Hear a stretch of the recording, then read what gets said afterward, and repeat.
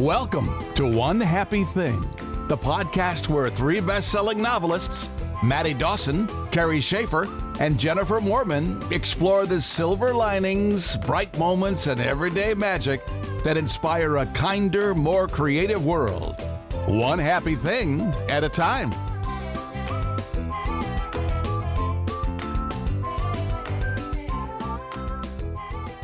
Hello, everyone. Today we're going to be talking about being surprised by joy.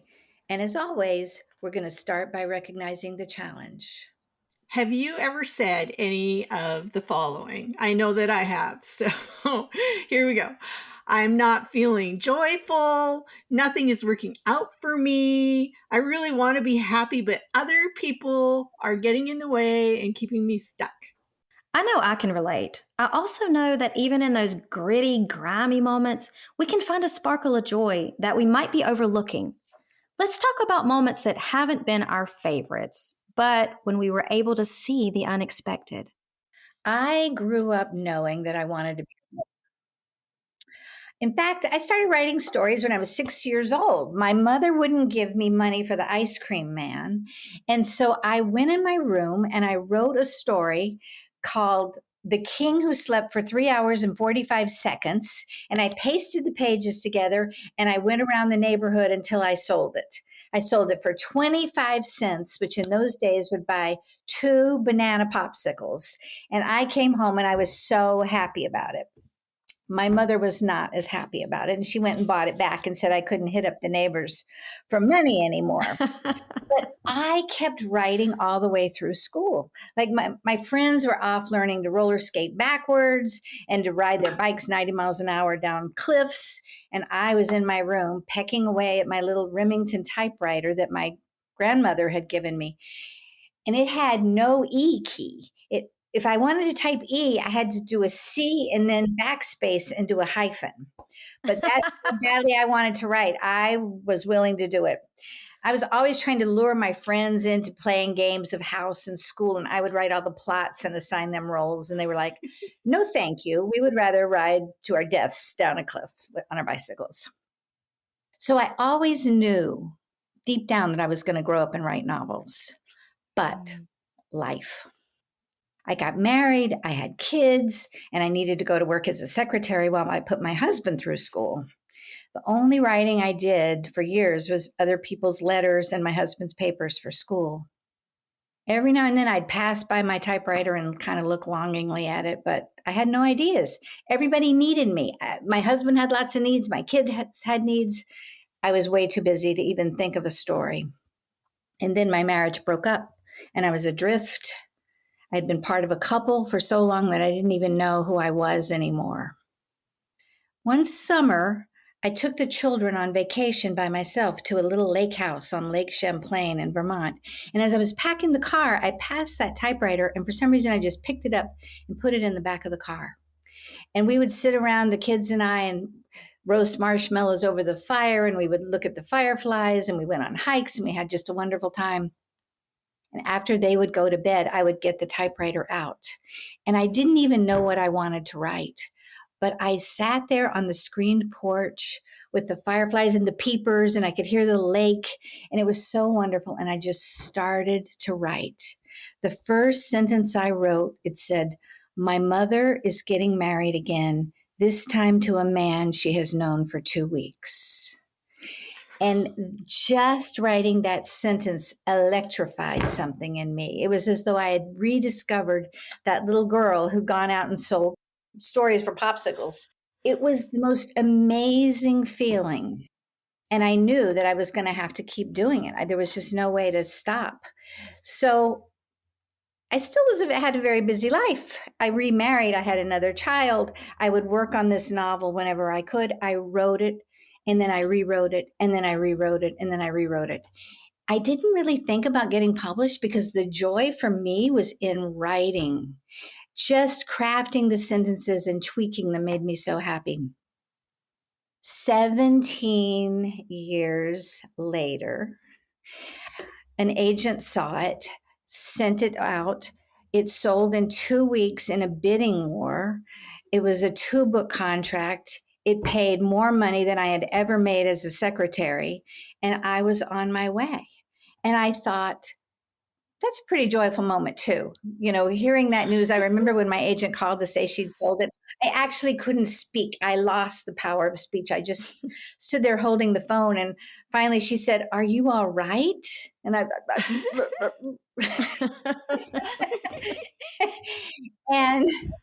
but as joyful as that moment was, and it was pretty great, the joy of sitting down and finding my voice again was the real unexpected joy. And so I want to say to everybody, if you have a project, don't give up on it. It may take you longer than you ever think it will, but keep paying attention to it. Let it call you. That character, that main character in that book, just kept waking me up and telling me her story again and again. I'd give up on it. I'd say, I'm never going to finish this. She would wake me up, and there it would be again. I think she needed to tell this story to somebody because she couldn't type. So I had to do it for her, and I was willing and able. So let yourself make mistakes, write it badly, rewrite it, do it again. That noise that you hear is your project calling you from the drawer and saying, come back to me. Maybe it doesn't have to take 17 years for you, though. I love the joy part of this. I think that it's such a good reminder of this story to go back to that. That's why we all got into writing. Like, we get all hung up, I know I do, on the publication part of it, which isn't always joyful. And we'll talk about that in another episode. But that writing, there's something about that just feeds our souls. I think the way the words go together, the way the characters come to life, the little surprises. Anyway, I love the popsicle story too. We should talk about that more. That's so fun. I love the joy, just like you did, Kerry. Just, Maddie, not only were you following your joy just by writing, you really didn't have any thoughts, like serious thoughts about what's going to happen with the story. You were just following the joy and writing it. And then ultimately, the bidding war, you getting published, was just an explosion of more joy. And it was a surprise. But I love that the idea that following your joy and following the path of your joy just leads to more and more joy. It was really true. And how I just felt guided to it in such a way that I wasn't consciously making it happen. I mean, that decision to take the typewriter with me, who takes their typewriter on vacation? I don't know, but I love it. I love that you took it. You're like, I'm packing this thing. I'm packing it. After that, every summer I would take the typewriter with me. Even when I remarried, I would take the typewriter. My husband would take the kids and they would go mini golfing, and I would be there, typing away.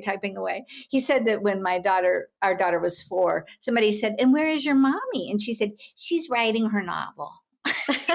Oh. And it was just always the thing that I didn't, I've written it in just the tiniest moments, and I'm sure you two have gone through this too, where there's no time in the day to do it. So you're doing it between the carpool runs, or you're doing it while your kids are playing soccer, you're sitting on the bleachers writing, or you're scrawling notes as you're driving in the car, stopped at a red light, and later you pick them up and go, oh, yes, I know. Because the characters don't wait, do they? They just they're telling you the story at their own pace. And you just are there to catch it. Absolutely true. You're reminding me that my first novel was very largely written at a desk in the kids' playroom. So while they were playing, I was writing because that was the time I had. And that book, there's something really special, I think, about those first books, because it is just unfiltered joy, like reveling in the creative process. And there's not all of the other things that creep in later. You're less worried about what people are going to think about it. And you're not thinking about readers and reviews and publishing and sales numbers. It's just that sheer joy of creating. Mm-hmm. That's true. When it did get published, because it took 17 years. So my children kind of grew up, with watching me write this one book all the time. And when I called my son, who was now, 21, and said, guess what? They're publishing the book. And he said, what? He said, and then later he said, so what do you think your hourly rate would be? And I said, I think they can't shave a penny small enough to put the hourly rate in that book. But it was worth it. It was so worth it. Just doing it for the joy of it. And that you just kept doing it. You didn't Just- stop. It didn't matter where you were going with it. It was just something that made you happy. And I Yeah. think that's important for people to hear as well, that just because it doesn't happen instantly doesn't mean it's not going to happen. But Right. then going back to the point of finding the joy in what you're doing, that creative process that we love, which is why we keep doing it. And you just kept going for 17 years, which is amazing. It is amazing. It's kind of crazy, actually. And I would give up on it. I mean, I put it in the drawer, and Yeah. then periodically I just would come across it and find myself sitting down reading it, just mesmerized, and turning the pages and thinking, yes, I really want to still work on this. Yeah. Yeah. That's great. Yeah. That's when you know it's right.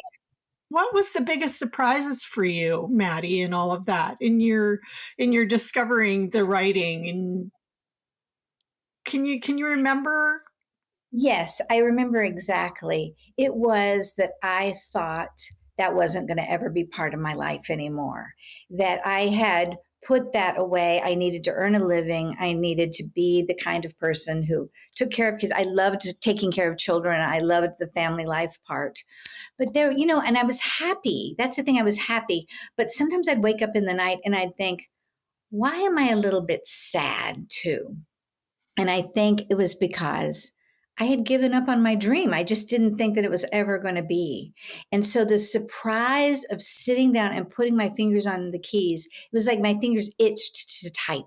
They just wanted to type. I still long for typing. If it's been a few days since I've written, I just want to go type again. I don't know what it is. It's just very sensory for me.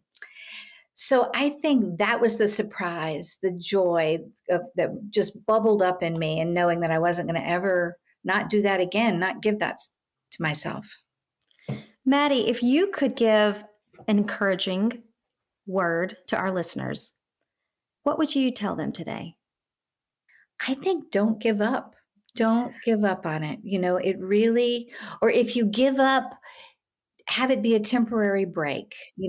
Don't beat yourself up if you give up, because sometimes surrender is the way back in so many ways, not just trying to force it. I worked on that book when I wasn't forcing it, when it was just a pleasure to go back and work on it again. It wasn't like, oh, I have to go write the book. I have to go get back to it. What if I never finish it? I never felt that about it. I didn't think I would finish it. So I was just happily playing along. And then I'd show it to friends and they would go, no, this needs to be published, this book. And so I got an agent and sent it out. It was kind of amazing. It's really a miracle story, when you really think about it. I have felt the joy of that miracle all along. I wish I had done it a little sooner, a little faster, but you did it in the perfect time for you. I did it in the perfect time for me. And it led to a career, which was very lucky too. I feel a little bit like in the Popeye cartoons, how the baby would always just be crawling on a girder and then would fall off the end and the next girder would catch. That's right. My life is. I feel like I'm always just being scooped up, and caught and then brought to safety again. I love that. Oh, that's a fabulous metaphor. I love that. Me too. But you don't always, like when you start to fall, it's like, you don't know. Ah! You do not know the ending, do you? Yeah. No, not at all. Thank you so much for joining us today on One Happy Thing. We hope today's episode brought a smile to your face and inspired you to find and follow your own path of joy. If you enjoyed this episode, please subscribe to our podcast and leave us a review. Your feedback helps us spread more joy to more people. You can also reach out to us with your thoughts, suggestions, or just to say hello. We're so grateful to have you as part of our community. Remember, every small act of joy makes a big difference. Until next time, keep uncovering those happy things and spreading kindness wherever you go. We encourage you to find one thing that brings you joy today and share it in the comments below. Email us or share on social media with the hashtag #OneHappyThing.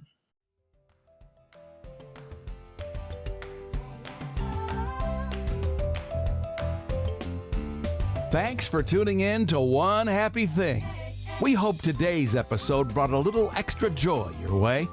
If you loved it, help us spread happiness by subscribing and leaving a review. And join us next time for One Happy Thing. Yeah, yeah.